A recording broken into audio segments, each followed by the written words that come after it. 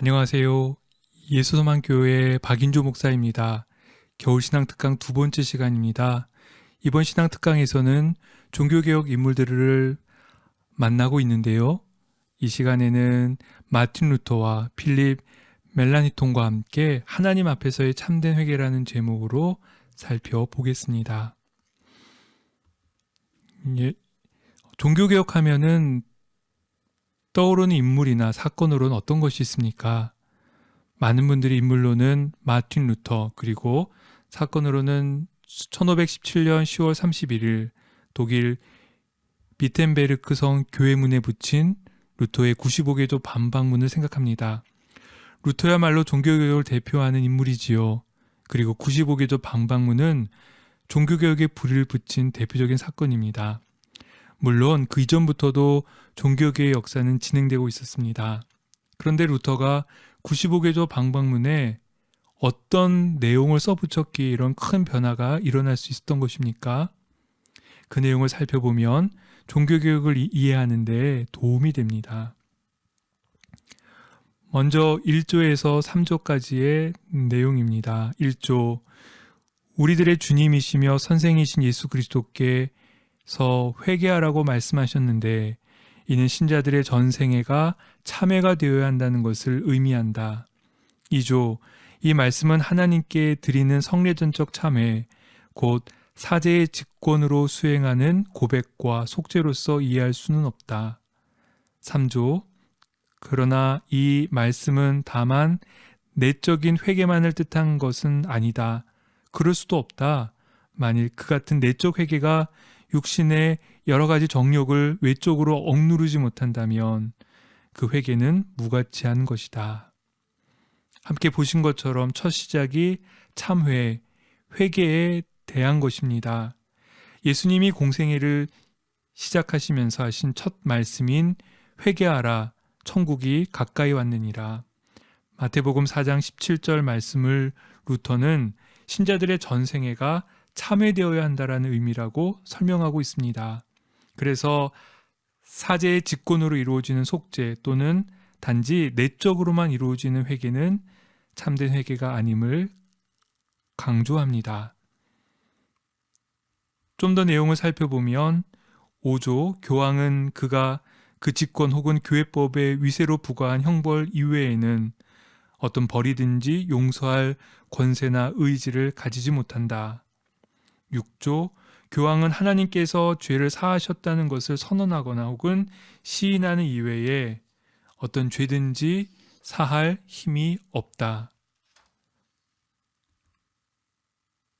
8조, 참회에 관한 교회법은 산 사람에게만 부과되는 것이며 임종에 처한 사람에게는 어떤 부담이든지 그 법, 재벌에 대한 교회의 규정에 의하여 부과되어서는 안 된다. 21조, 그러므로 교황의 면제로서 인간은 모든 형벌로부터 해방되며 구원받을 수 있다는 것을 선전하는 면제증 설교자들은 모두 오류에 빠져 있는 것이다. 여기 보시면 면죄증, 죄를 없애주는 증서가 등장하는데 루터는 교황에게서는 어떤 벌이든지 용서할 권세나 의지가 있다는 면죄증 또는 면벌증의 오류를 말합니다. 당시에는 참회에 대한 교회법이 있어서 죄의 고백과 함께 교회에서 부과하는 일정한 벌을 수행하겠습니다. 그렇게 해야 온전한 참회라고 생각했지요. 여기에 더해 심지어 죽은 사람에게까지 벌을 적용했는데 루터는 이런 부분에 대한 문제점을 분명하게 밝히고 있습니다. 면죄증, 면죄부, 우리가 주로 그렇게 많이 알고 계신 것에 대해서 한번 잠시 살펴보겠습니다. 즉, 다시 말해 죄를 없애주는 증서가 있다는 말인데 어떻게 이런 증서가 만들어졌고 또 사람들에게 돈을 받고 팔 수 있었을까요? 당시의 역사적인 상황을 살펴보면 가톨릭에게서 회개는 3단계로 이루어졌습니다. 1단계는 심령의 통회, 2단계는 입술의 고백, 3단계는 선행의 보속입니다.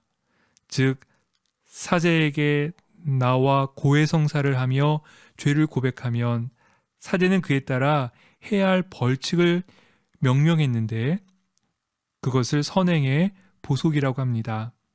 다시 말해 선행의 보속이란 죄를 용서받은 사람이 감당해야 하는 일종의 징벌인데 이것을 면죄부로 대체할 수 있게 했습니다.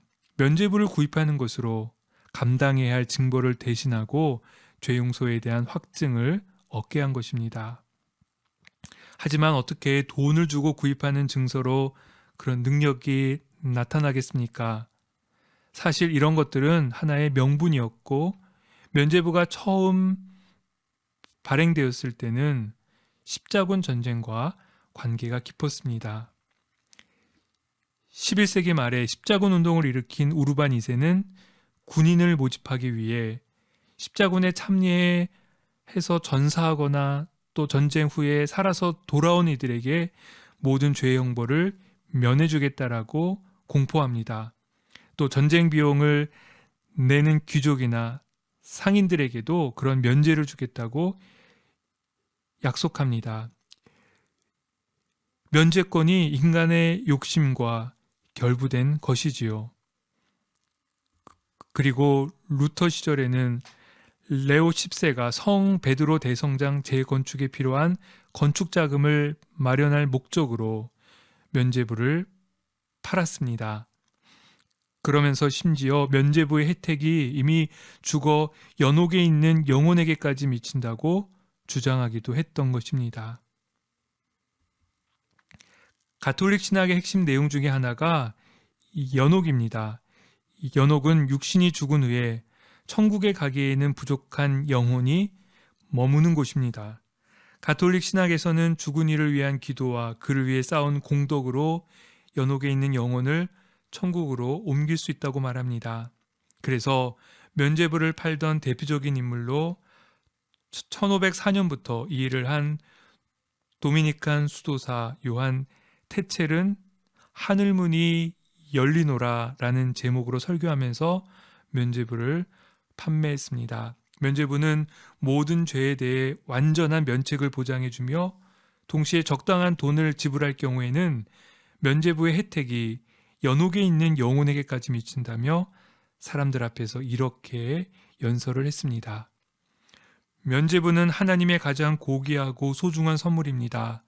오시라, 나는 여러분이 범하려고 하는 죄도 이미 용서받을 수 있다는 내용이 담긴 잘 인쳐진 문서를 드리려고 합니다.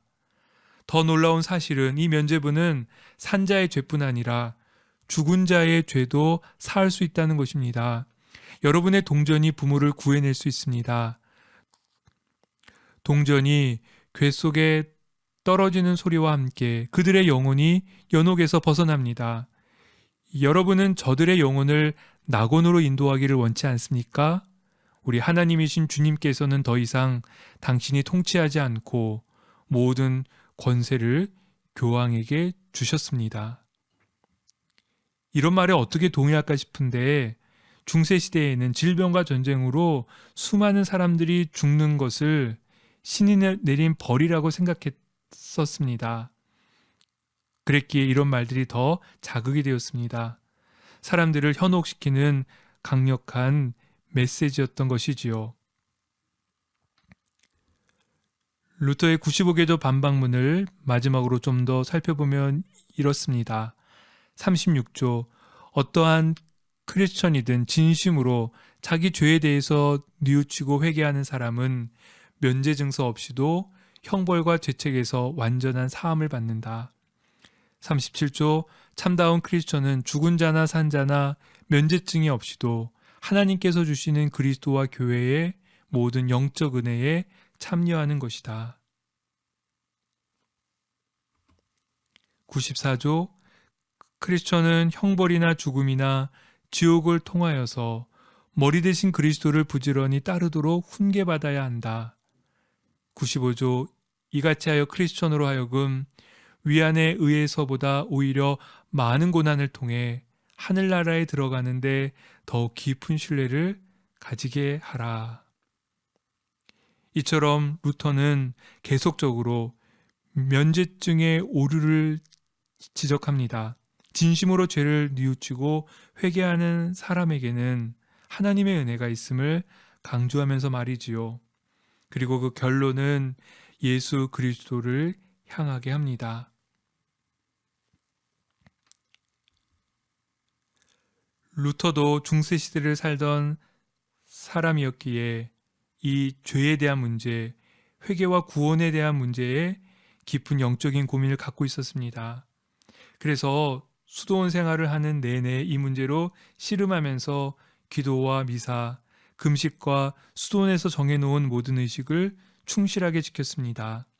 그가 얼마나 철저히 지켰던지 만약 수도사가 이 수도의 생활로 천국에 갈 수 있다면 자신이야말로 제일 먼저 천국에 갈 수 있을 것이다라고 말하기까지 했습니다.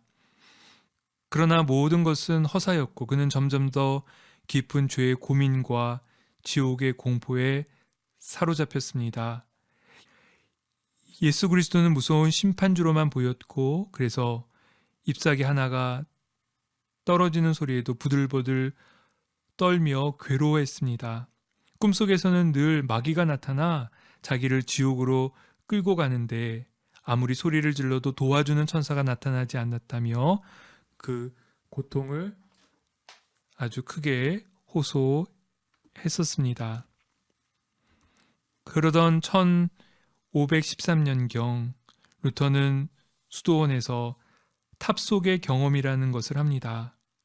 경건을 위한 수행을 하던 중에 시편 22편의 말씀 하나님이여 내 하나님이여 어찌 나를 버리셨나이까 어찌 나를 멀리하여 돕지 아니하옵시며 내 신음하는 소리를 듣지 아니하시나이까.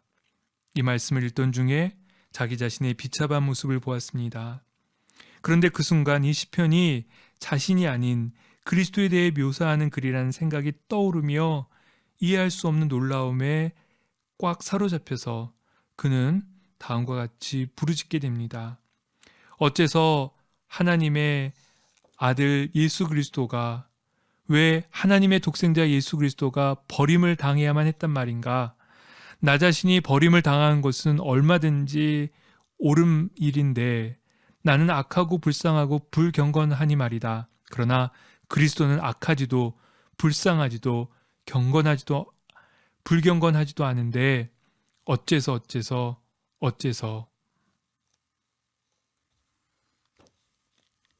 그 순간 루터는 벼락을 맞는 놀라움에 사로잡혔습니다. 예수 그리스도가 이제 더 이상 무서운 심판주가 아니라 사랑과 용서와 자비로 가득 찬 구주의 모습이었던 것이지요. 그는 이 사건을 계기로 인간의 어떠한 노력, 중세교회가 가르쳐 주었던 고행과 같은 것으로는 하나님과 바른 관계를 맺을 수 없음을 온전히 깨닫게 됩니다. 오직 예수 그리스도 안에서 구원하시는 하나님을 믿음으로 구원에 이르는 복음의 진리를 깨닫습니다. 루터의 고백입니다. 하나님으로부터 끊어버림을 받을 수밖에 없는 나 루터 대신에 그리스도가 끊어버림을 당했구나. 죄 없으신 그리스도가 내 대신에 지옥의 심판과 저주와 고통을 감당하셨구나. 그리고 로마서를 읽으며 성경을 근거로 하나님의 공의와 칭의, 이 신칭의에 대한 깊은 깨달음을 얻습니다. 이제 루터는 오직 성경만, 은혜만, 오직 믿음만을 이야기합니다. 로마서 1장 17절의 말씀에 의지해서 말이지요. 복음에는 하나님의 의가 나타나서 믿음으로 믿음에 이르게 하나니 기록된 바 오직 의인은 믿음으로 말미암아 살리라 함과 같으니라. 아멘. 이번 시간에 살펴보는 두 번째 인물 필립 멜라니토는 루터보다 13세 어린 비텐베르크 대학 신학부의 루터와 동료이며 종교 개혁자입니다. 당대 최고의 인문주의 교육을 받아서 21살의 젊은 나이에 비텐베르크 대학의 그리스어 교수가 되고 1523년에는 총장이 됩니다. 1520년 루터의 중매로 결혼해 평생 비텐베르크를 떠나지 않고 살며 대학에서 강연을 했습니다. 루터는 성경학자로 또 이 사람 멜라니토는 인문학자로 함께 동역했는데 둘의 협력을 상징적으로 보여주는 것이 비텐베르크 광장에 세워진 두 사람의 동상입니다. 멜라니톤의 스승이자 아버지와 같았던 그의 증조부는 이러한 행동들, 멜라니톤이 훌륭한 인문지적 지식을 루터를 위해 사용하며 루터를 추종하는 것을 매우 못마땅하게 생각했습니다. 그러자 멜라니톤은 증조부와 의절할 정도로 철저하게 루터를 쫓았습니다. 그리고 1521년 파리의 소르본 대학에서 루터에 대해 104가지 조목으로 정죄할 때 멜라니토는 파리의 멍청한 신학자들의 광포한 칙력을 논박함이라는 글을 통해서 루터를 옹호하며 치밀하게 조목조목 반박하는 글을 썼습니다. 하나님의 일을 위한 위대한 동력을 이루었던 것이지요. 멜라니토는 1521년 루터의 복음적 신학에 따라 개신교 최초의 조직신학서인 신학 강요를 집필합니다. 그리고 1530년 아우구스부르크 신앙 고백서를 작성하지요. 이것은 총 28개조로 이루어져 있고 두 부분으로 구성이 되는데 1조에서 21조까지는 종교개혁자들의 신앙과 교리를, 그리고 22조에서 28조의 나머지 7개 조는 로마 가톨릭 교회의 문제점을 비판합니다. 멜라니토는 1520년 8월 3일 한 신학 토론에서 18가지 명제를 제시하며 당시 루터를 중심으로 진행되고 있는 비텐베르크 지역에서의 종교개혁에 활력을 불어넣습니다. 그 중에 몇 가지를 살펴보면 다음과 같습니다. 1. 칭의의 시작과 근거는 신앙이다. 11. 미사는 또한 행위업적이 아니며 그러한 열매가 이 사람에게서 다른 사람에게 전가될 수 있는 것이 아니다. 12. 마치 세례가 세례를 받는 본인에게만 유효하듯이 그 미사에 참석하는 사람에게만 도움이 될 뿐이다. 우리의 신앙의 근거가 행위나 업적, 나 스스로의 힘으로가 아닌 하나님이 의롭다고 하시는 칭의에 있음을 그는 분명히 밝힙니다. 미사라는 종교 행위에 대해서도 마찬가지이지요. 이어진 몇 가지를 더 보시겠습니다. 14. 믿음으로 의롭게 되는 이 신칭의 개념에는 결코 그 어떠한 인간의 업적이 보태어질 수 없을 뿐 아니라 15. 도리어 모든 인간에게는 실질적으로 죄일 뿐이다. 16. 모든 사람에게 동일하게 이 이신칭의 열쇠가 주어졌기에 교황의 수익권은 결코 신적 권세로서 주장되어질 수 없다. 우리가 너무도 잘 아는 내용이지요. 믿음으로 의롭게 된다는 이 신칭에 대한 언급이 나오는데 루터와 같은 내용입니다. 인간 행위로 의로워질 수 없다는 것이지요. 그것은 교황에게 주어진 권리가 아님을 분명히 이야기하고 있습니다. 루터의 종교개혁을 통해 오늘 우리 삶에서 생각해야 할 중요한 주제는 먼저 회개에 대한 것입니다. 사전에는 회개를 뉘우치고 마음을 고쳐먹다로 정의합니다. 그런데 신앙의 차원에서는 부족한 정의라는 생각이 드는 것은 회개는 단지 마음을 고쳐먹는 것만이 아니라 인격과 삶의 변화이기 때문입니다. 오라 나는 곤고한 사람이로다. 이 사망의 몸에서 누가 나를 건져내랴. 로마서 7장 24절의 이 말씀은 사도 바울의 고백입니다. 그는 왜 이처럼 자신을 비참하게 본 것입니까? 또 그가 말한 이 사망의 몸이란 무엇을 말하는 것입니까? 그는 자신의 삶에 파고 들어온 죄의 실체와 그 죄의 권세 앞에서 아무런 힘도 쓰지 못하는 현실을 경험했습니다. 또 회개한다고 하지만 곧이어 같은 회개를 반복하는 인간 의지의 무능도 온전히 절감했습니다. 그래서 인간의 현실과 어려운 상태에 직면할 수밖에 없는 인간의 본질에 대해 그는 이렇게 고백하고 있습니다. 그러므로 내가 한 법을 깨달았노니 곧 선을 행하기 원하는 나에게 악이 함께 있는 것이로다. 내 속으로는 하나님의 법을 즐거워하되 내 지체 속에서 한 다른 법이 내 마음의 법과 싸워 내 지체 속에 있는 죄의 법으로 나를 사로잡는 것을 보는도다.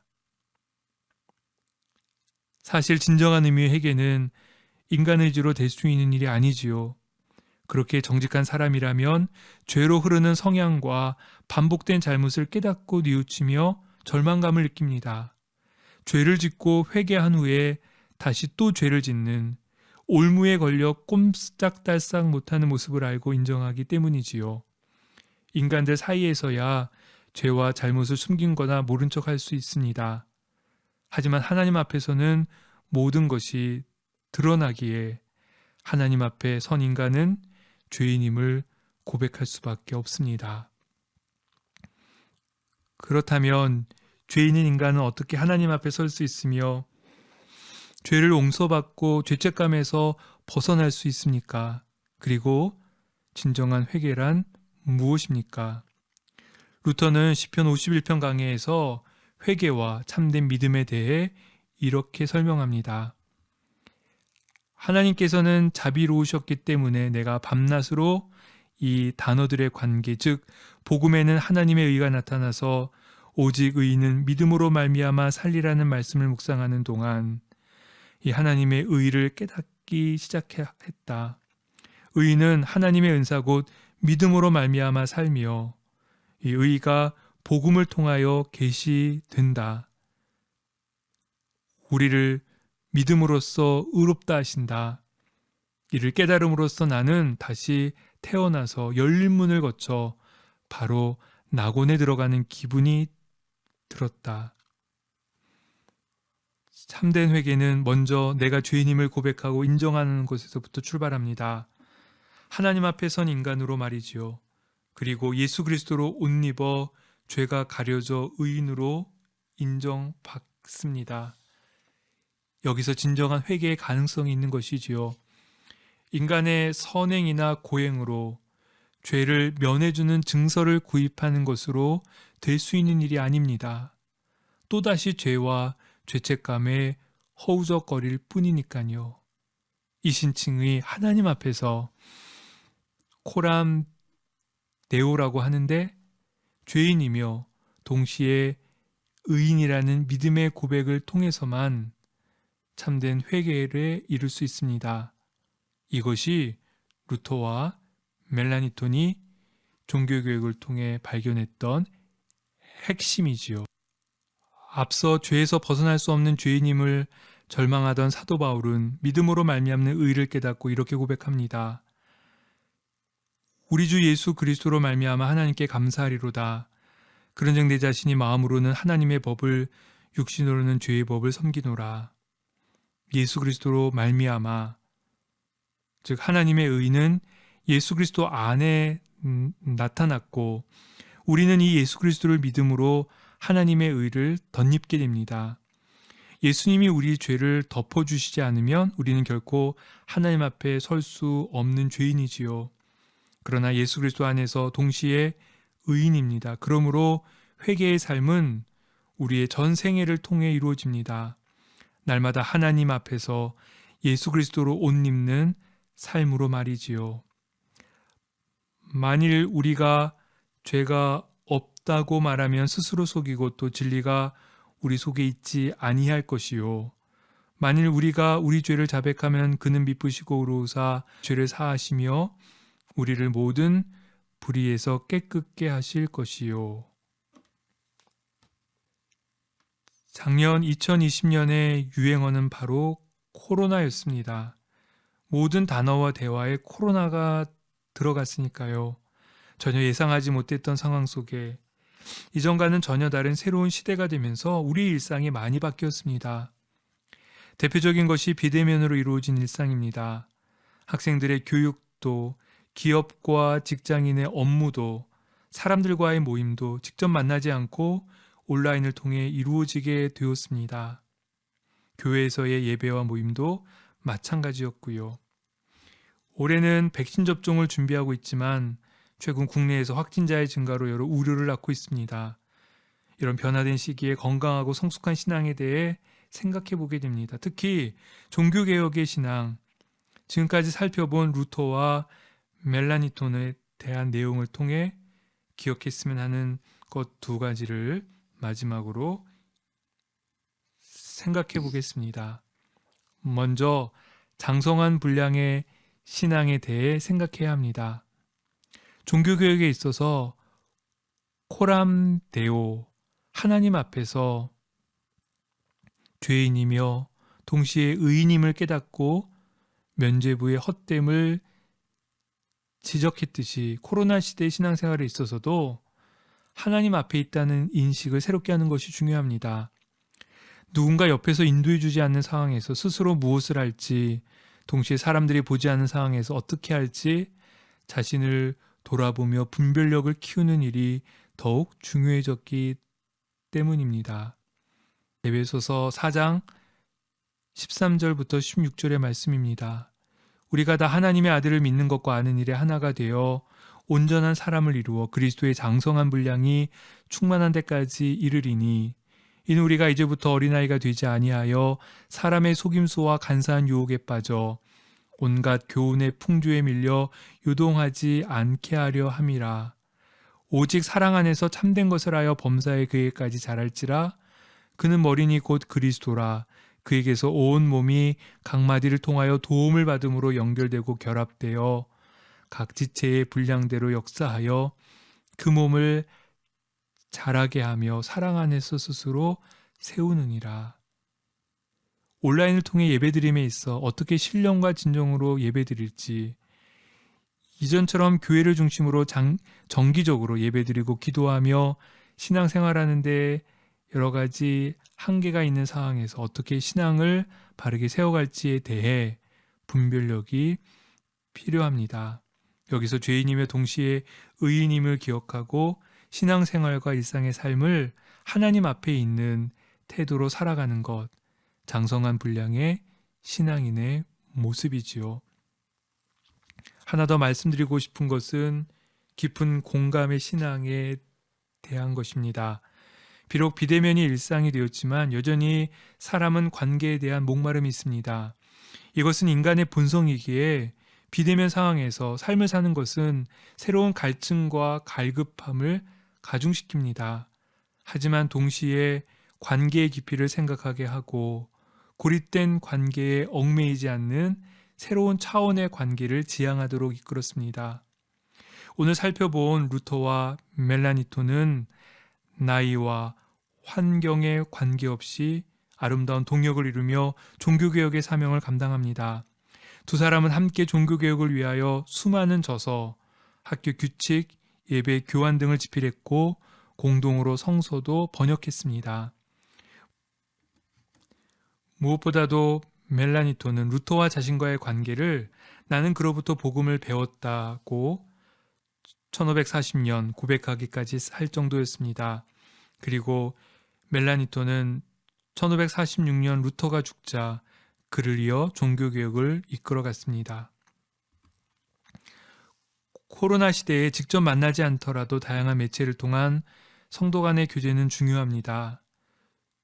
초대교회는 박해 속에서 더욱 깊은 성도의 교제를 이루었습니다. 함께 종말론적 신앙을 가지고 다시 오실 주님을 기다리며 소망하는 성도의 모임을 이어갔습니다. 그런데 오히려 기독교가 공인된 이후 성도들의 교제는 사회적인 관계의 일종이 되었고 자신의 유익을 위한 관계 맺음으로 변질되는 모습을 보였습니다. 이제 코로나 시대 상황 속에서 참된 성도의 교제가 무엇인지 또 어떻게 건강한 성도의 교제를 만들어갈지 생각해 봐야 합니다. 로마서 12장의 말씀입니다. 즐거워하는 자들과 함께 즐거워하고 우는 자들과 함께 울라. 서로 마음을 같이하며 높은 데 마음을 두지 말고 도리어 낮은 데 처하며 스스로 지혜 있는 채 하지 말라. 지금까지 루터의 95개조 반박문과 멜라니톤의 18개의 명제를 중심으로 참된 회개에 대해서, 그리고 주인님과 동시에 의인이라는 이 신칭에 대해서 생각해 보았습니다. 이 종교개혁의 메시지는 오늘도 신앙생활의 중요한 내용으로 내가 하나님 앞에 바로 서 있는 사람인지 돌아보게 합니다. 특히 코로나 시대에 스스로 분별력을 가지고 신앙을 세워가는 장성한 분량의 사람이 되는 것, 그리고 다른 사람에 대한 긍휼의 마음 속에 바른 성도의 교제를 세워가는 것에 대해서 함께 마음을 모아야 하겠습니다. 기도하며 풀어가야 할 이 시대의 중요한 과제인 것입니다. 다 같이 기도하시겠습니다. 은혜로우신 하나님 아버지, 참 감사합니다. 이 시간을 통해 종교개혁의 의미들을 우리로 하여금 다시 한번 깊이 생각할 수 있는 시간을 주시니 주님 은혜를 감사합니다. 주께서 우리의 모든 죄를 사하시며 온전한 하나님의 자녀로 삶을 살 수 있도록 귀한 은총을 베푸셨는데 항상 그 은혜를 기억하며 살아가는 저희들이 되도록 인도하여 주옵소서. 우리의 행위와 의로움이 아니라 오직 예수 그리스도의 의롭게 하심을 통해 우리가 하나님의 백성 되었음을 기억하는 중에 더욱 겸손함으로 또 하나님이 기뻐하시는 온전한 참 회개에 이르는 매일의 삶이 될 수 있도록 은총 베풀어 주시기를 간절한 마음으로 소망합니다. 항상 하나님 앞에 있는 우리들의 자신을 생각하며 살필 수 있도록 인도해 주시고 거룩한 마음에 하나님의 자녀의 복된 삶을 살 수 있도록 인도해 주옵소서. 코로나19 시대 가운데 우리 모두가 다 여러모로 어려운 시기 가운데 있습니다. 우리의 몸과 마음을 붙드시고 어떤 형편이 있든지 항상 하나님 앞에 있는 우리 자신을 살피게 하여 주시고 또 뿐만 아니라 함께 그리스도의 몸 된 우리 지체들을 돌보며 긍휼의 마음과 기도의 마음으로 삶을 살아가는 저희들이 될 수 있도록 인도해 주옵소서. 매 순간 우리의 신앙이 온전케 되게 하여 주시고 장성한 분량이 충만한 데까지 이루는 성숙한 신앙의 사람들로 우리들을 날마다 새롭게 해 주옵소서. 함께 하신 주님의 은혜에 감사드리며 주 예수 그리스도의 이름으로 기도드립니다. 아멘. 이것으로 겨울신앙 특강 2번째 시간 종교개혁자 루터와 멜라니톤 강연을 마치도록 하겠습니다. 끝까지 경청해 주셔서 감사합니다.